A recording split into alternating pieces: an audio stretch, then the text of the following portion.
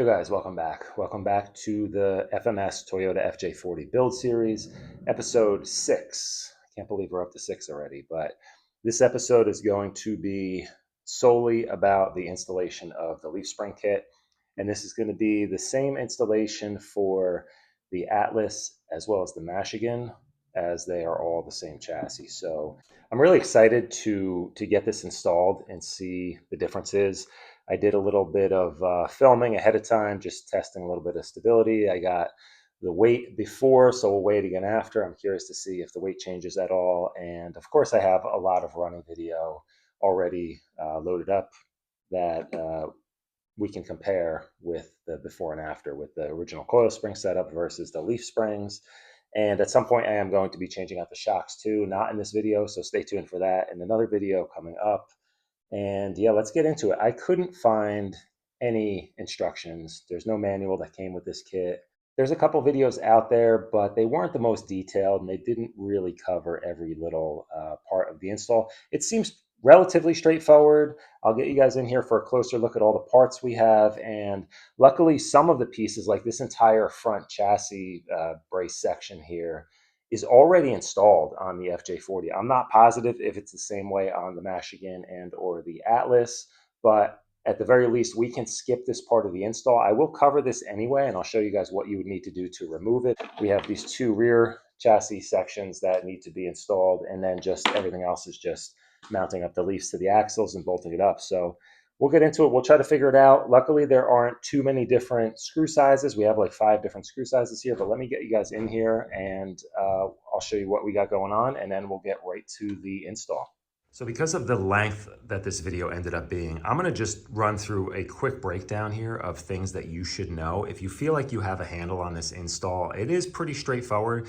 There's definitely a couple things you're gonna run into that you need to know before you do this so that everything is aligned right and you end up with the proper wheelbase and everything else. So let me show you those few things real quick. And then if you feel like you need more detail, absolutely watch the rest of the video. I will cover everything pretty in depth.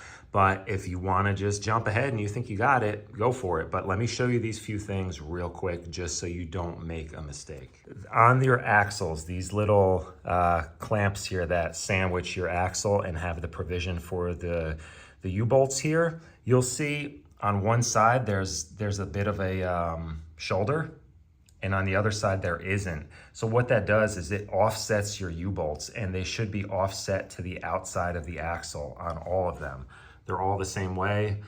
You'll see what I'm saying. As soon as you put these clamps on, you can mount them, you can flip them either way, and it should be flipped so that your U-bolt is further toward the outside. So that's one big thing you may run into.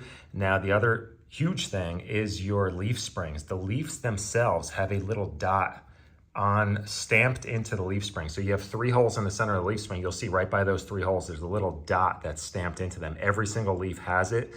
On the front axle, those dots need to be toward the front. And on the rear axle, those dots need to be the rear. If you get those wrong, your wheelbase is going to be out of whack. So pay attention to that. Of course, your shackles here go on the front in the front, and they go on the rear in the rear. I did end up running, these were definitely too stiff with all 4 leaves in. So I ended up just running up front here. I have the 3 largest leaves. I took out the 2 smallest. And in the rear, I only took out the 1 smallest leaf. And so far that seems to be okay. I am still tuning this. Stay tuned if you wanna see a lot of tuning. I have a different shock setup that I'm running here in the front and in the rear. I cannot possibly cover all that in this one video. I am still kind of messing around with some shock lengths and stuff. So check out a future video if you wanna see more tuning and shock setup, as well as I ran into a lot of issues with clearance on the front steering here. It was hitting the leaf and everything else. So I came up with a bit of a solution for that. You can make it work with the stock stuff and just retaining a spacer on your horn and a spacer here, but it's not ideal. You will lose some steering angle.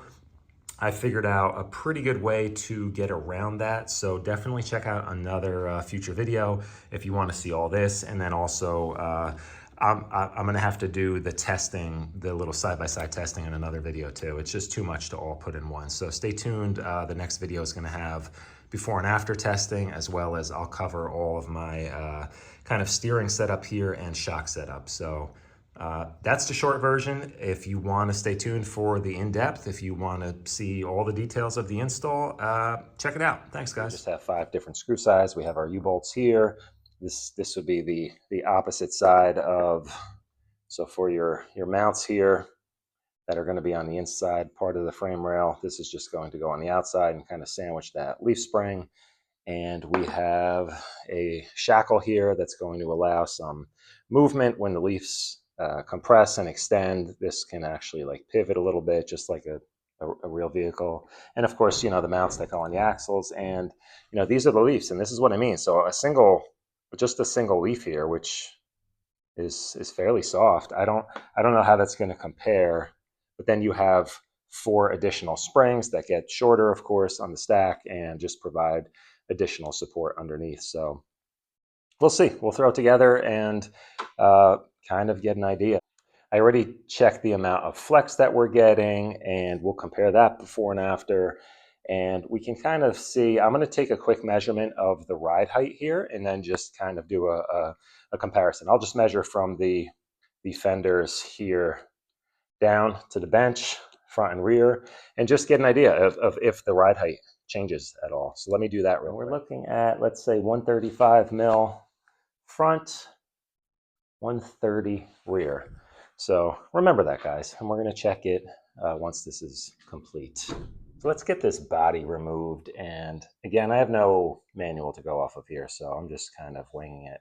Looks like it's these 2 screws, these two up here, and then we'll see if it's loose. That was actually much easier than I thought. It was pretty much what I thought here. Just the 2 screws up front, 2 in the center here, 2 in the back. The 4 front ones are all the same, and then the rear ones are just these flathead tapered dealies there. So these are 2.5s, those are 2.0s. And then it's really just disconnecting the wiring. Another cool thing is, the servo, the way they have this set up to a splitter, you can just unplug it right here. You don't even have to get to your receiver. And of course, I had my winch wiring and the wiring I just set up for my rear tail lights. So let's compare this front piece before we start. And it would mount something like this. That looks identical. So that's great news. We don't have to change this, which saves us a ton of work from pulling the motor out and the servo, and I'd probably have to take my winch off and all that good stuff. So we're just going to work on the rear. So if you guys have the Atlas or the Michigan, I'm curious. Let me know if you have. You can just look on the bottom and see if you have these mounts here. If you do, then this is kind of a redundant piece, but it's nice to have an extra. I don't know if it's possible. If you smack something hard enough, maybe one of these can crack, or I'm not sure. It seems like a pretty burly piece. I don't see this ever breaking, but it's always good to have a spare if you need one. So, of course, if you need to remove this, you guys, I'm going to pull my wheels off in a second here. You guys will just have to kind of figure out what screws, all these screws that hold this in, separate it, and then, of course, the whole, motor disassembly. So I'm not going to really cover this too much. It seems pretty straightforward. It's really just disassembling to the point where you can get this out and then reassembling it. Just keep track of where your screws go. I find it's a pretty good practice if you have like a little piece of like packing foam. You can actually even just draw like a line.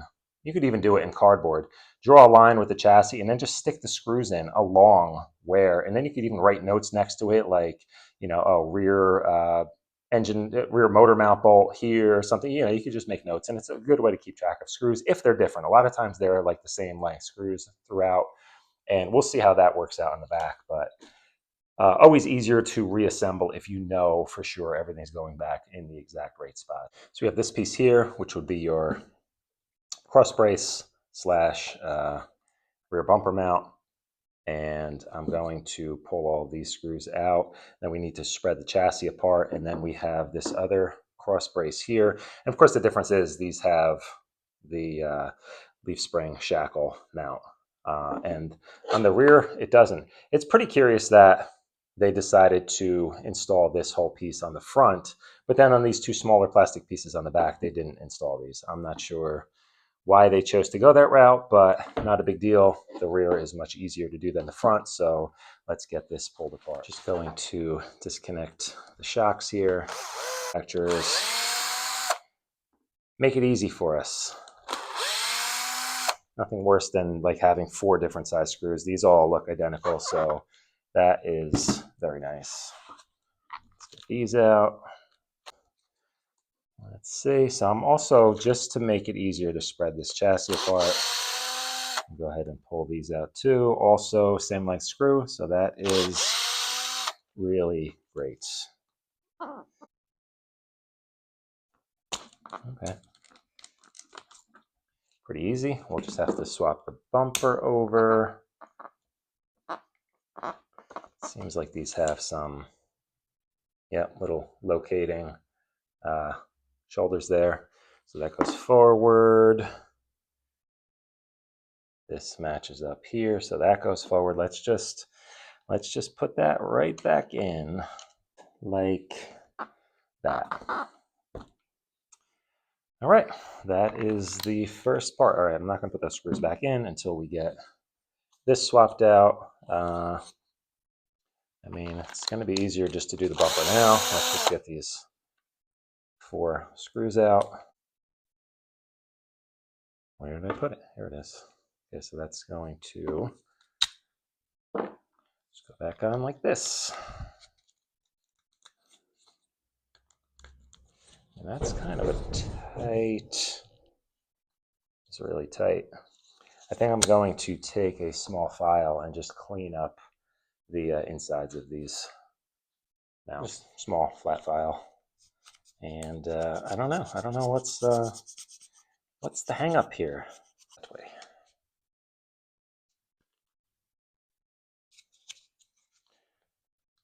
Yeah.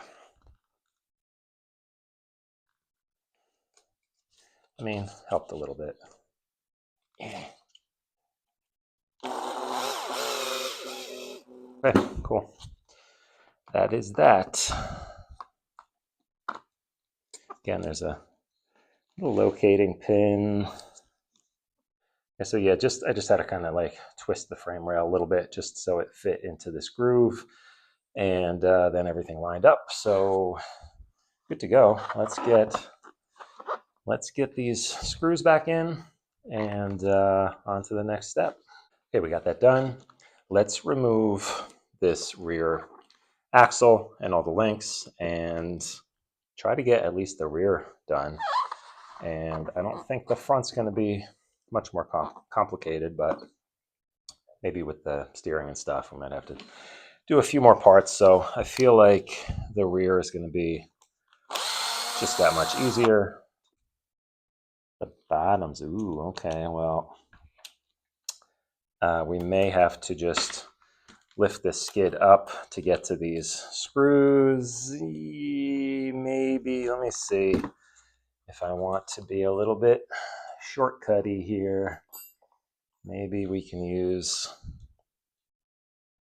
and this is, I don't have any ball end drivers. This is a little too long. Oh, that's annoying. That is annoying. Well, yeah, it would seem that we need to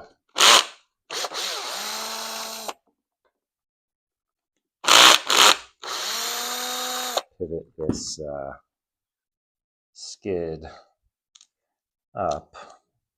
Let's set this up there to be the right. These are just body mounts. That's the, well, left if the rig is facing forward. So now, I guess I shouldn't have tightened these. Let's see if we can get a little room here. Yeah, I mean, okay. Just enough to get the driver in there. Okay, so these front screws, I don't think they're going to get used again, but the lower links use a longer screw than the upper link, just in case you want to revert back. All right, so let's do the opposite side here. Okay, so that's done. If you need to do this front section, of course, the easiest way would just be remove all of the screws along one entire chassis rail, pull that chassis rail off, swap out the plastic pieces that need swapping, and then put that chassis rail back on. I think it would just kind of make everything go a little bit smoother. But we got those out, so now we should just be able to pull this. Man, this is a really tight fitting. This drive shaft, man, that's really, I don't like that. Let me see if I can, I'm gonna have to see if I can clean that up a little bit. It's really, like, if this, as this pivots, this should be able to slide much easier than it is. So maybe that's where some of my clicking noise is coming from. So I'll have to take a look at that. So let's work on the axle first, and then we'll figure out what we need to mount it up to the chassis here. So I'm going to start by just removing the shocks and the links, get all the links off and out of the way. Always save your old toothbrushes, guys. They come in handy. So no clue how this is going to work, but let's just pull off these link mounts here and see what makes sense. Then, okay, so that makes a lot of sense. We need to figure out what direction. How are we going to figure that out? So, seems like they go on both ways. The rear.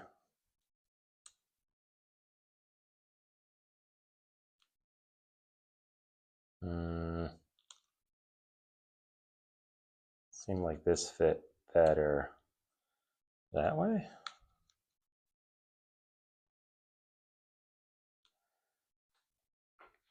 Let me flip this around a few times and then I'll show you what I find out. So looking at the back side of the axle here, this is the rear cap. We know that this is the front because that's where it has the screw holes that go in for the 4 screws. So let's start with the back because it seems like this only wants to go on one direction. So you'll see how it has a larger side here and a narrow side there. The larger side kind of clamps over this shouldered part here, but here it doesn't. Then again, does it? It just seems like it doesn't fit great that way. This way seems to just fit much nicer. So I'm assuming, and then, this has to mate up with that. There are some screw holes in there, so that will kind of dictate which way that goes. So I think I'm going to go with it this way and just see. And worst case, I just have to flip these around. But like I said, guys, I have no manual here. There's no instructions. So it comes with extra screws, but I'm just going to reuse the ones that I took out in there. And then there are 2 other small screws that go in there, which can be nothing other than these tiny little tapered flatheads are going to go in there. For these little guys, I'm just going to do them by hand.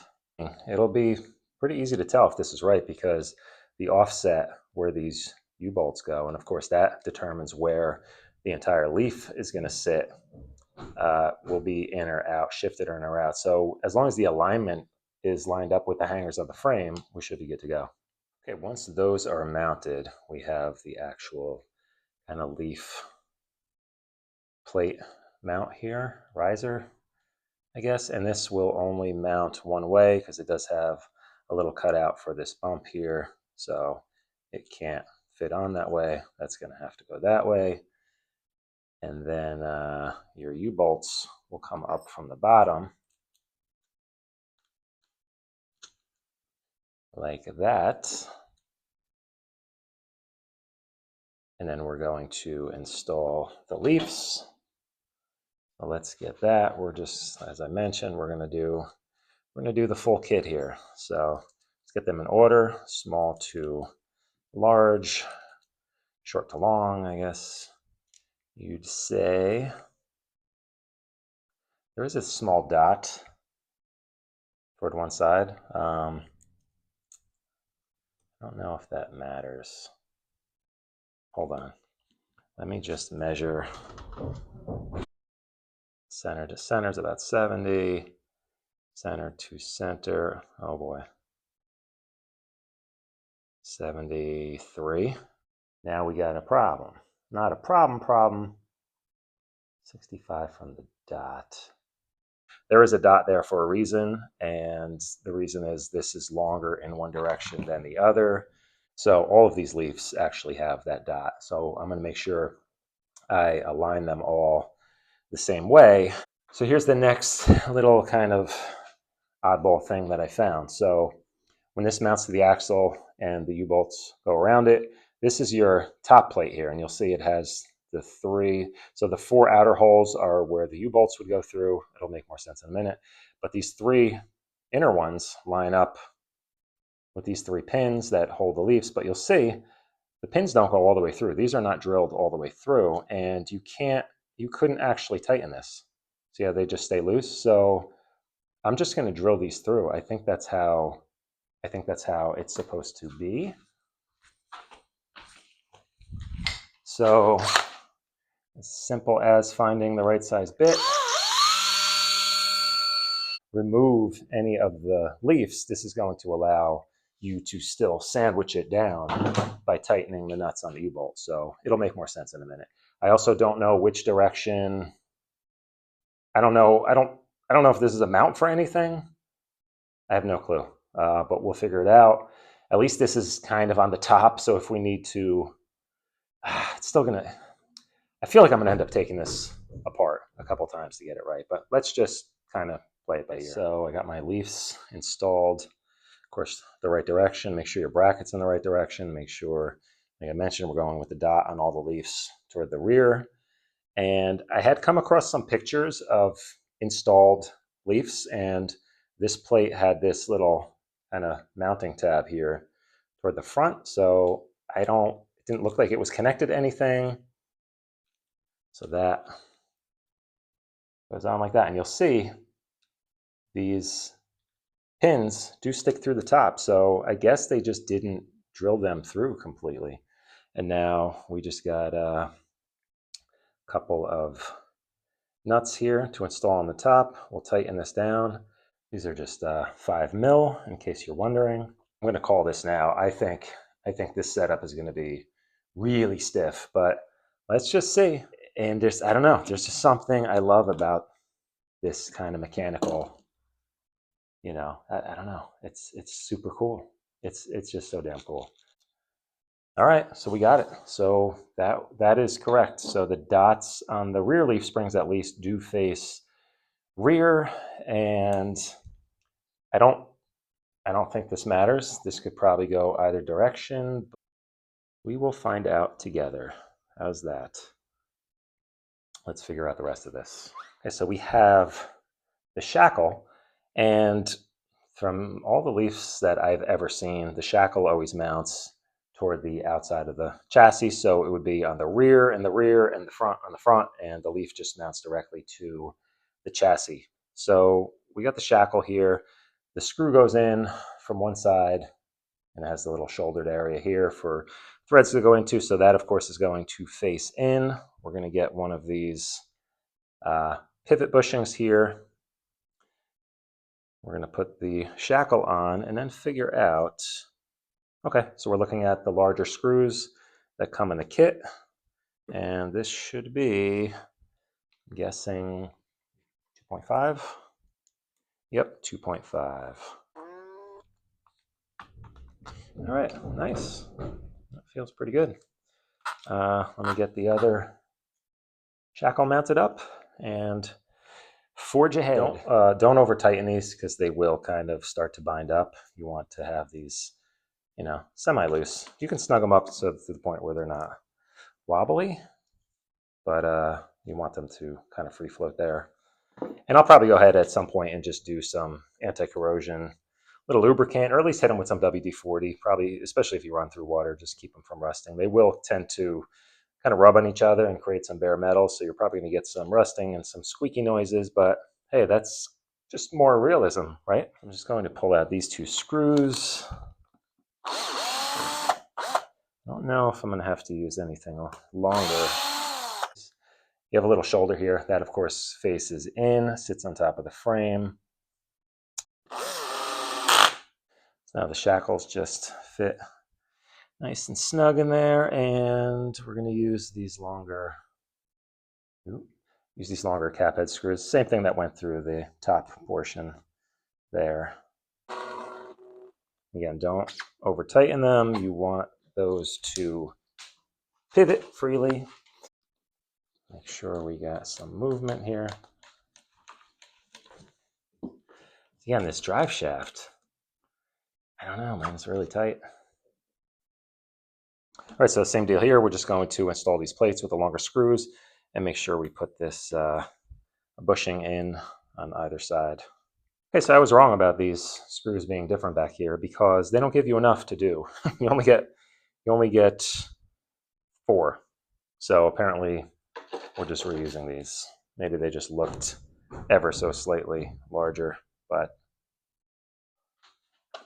very cool. Look at that. We got ourselves a leaf. I'll probably pull this apart and just sand it down with some really fine sandpaper and just keep going until it feels smooth, because that's not right. I'm sure that's what's causing the clicking issue that I'm having. So we'll get that taken care of. Oh my God. Compared to the front, this is crazy. It's crazy stiffer. There's no way this is actually going to articulate very well with it this stiff. Okay, for the front, I'm going to kind of skip through this and simplify it because a lot of it's going to be exactly what we saw in the rear. And of course, I'll let you know which way the leaves face and so on. But I'm just going to remove this one screw here so I can separate my steering link here from the axle, so the axle will come off completely. And of course, I need to remove the panhard from here, top links, pull this off and start disassembling get the coils off of there and mount up these other brackets here, plates on the outside.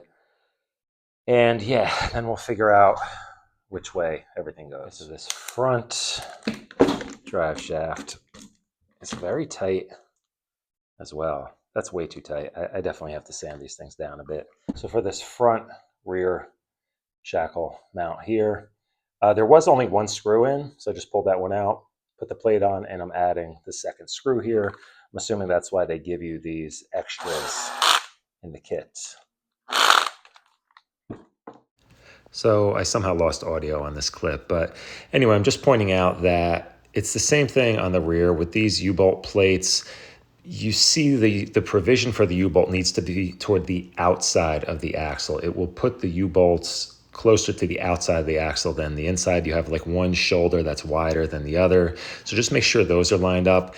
And again, with the dots on the leaf springs, the dots on the front actually face forward. So the dots on the rear of the truck, the rear axle, face to the rear, and on the front, the dots on the leaf springs face to the front. So if you just keep all of those things in the proper alignment, you're not going to have any issues when you go to bolt this thing back together. So here I noticed what I think was the clicking noise that I had on my last run, and you can see the pins in these front universal joints have actually slid out. And what's funny is I had flipped my truck over the other day, and this pin actually was sitting on my mat. And I was like, what the heck is this? Where'd it come from? And it looked kind of crusty and beat up. And I was like, that's weird. Maybe it was stuck to a magnet on the bottom of my tool tray. I don't know. Couldn't figure out where it came from. Anyway, I happened to notice the one is sticking out. And I was like, man, okay, well, that's where the other one came from. So I managed to get these back in.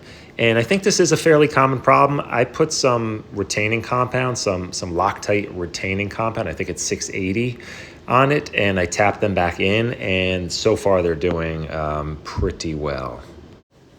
So yeah, I think at this point my microphone had died, and I'll just voice over all this stuff. So with the drive shafts, both of them were binding really badly. I took some really fine grit sandpaper, kind of scrubbed them down a little bit, and I took like a little flat file. What ended up working better than anything was a small round file that kind of fit down in the grooves, and I did both the male and the female side of the drive shaft, and I just kept going little by little by little and got to the point where they telescope nice and freely now, so there's no binding on the drivetrain and everything is good.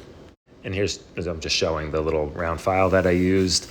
And why this is important is it will actually bind up your suspension. If your drive shaft can't telescope, it's not going to really allow you to get full travel. It's gonna keep your suspension from being able to compress and then also extend back up if that drive shaft gets stuck. Here is the retaining compound I used for my the pins on the universals on the front, and I just put a little dab on it and slid the pin back in. And it was a little tricky. I did it while the inner drive shaft was still inside the axle housing. I would say if you really want to make it easier, just remove the whole axle from the housing and put it on, like if you have a little anvil or a vise or just on the cement, and just whatever, like tap it back in, but just be careful. You don't want to smash up the universals, but just tap it in until it sits nice and flush. And like I said, so far with the retaining compound on mine, it's been okay. I have seen guys that were able to find pins that are similar, maybe a little bit longer, and they just hammered them in and kind of peened over the edges on either side too. So that's another possible solution. But so far this, like I said, Loctite, I believe it's 680, but just look up retaining compound and it should work fine. For some reason, I was actually short 2 screws in this kit, and they're the longer screws that would hold the shackles to the chassis. So I just grabbed some button heads that were the same length and replaced those, and it worked out fine. Am I getting here? You know what's crazy? It's not that far off. It's really not that far off. Let me check the front. See, there's some funkiness going on here. Do I need a panhard with leaf springs? I don't know. Let me research that. Maybe that's part of the problem. That's gonna wrap up this video, guys. Let me just do a kind of a final overview here. I did just go out and drive this, and I'm really happy with the way this is set up right now. I'll show you briefly. Definitely stay tuned if you want to see some more suspension tuning and like the final setup of this, but just let me reiterate here. I'll show you what I ended up running here. In the rear, I removed the smallest leaf spring. In the front, I removed the 2 smallest leaf springs.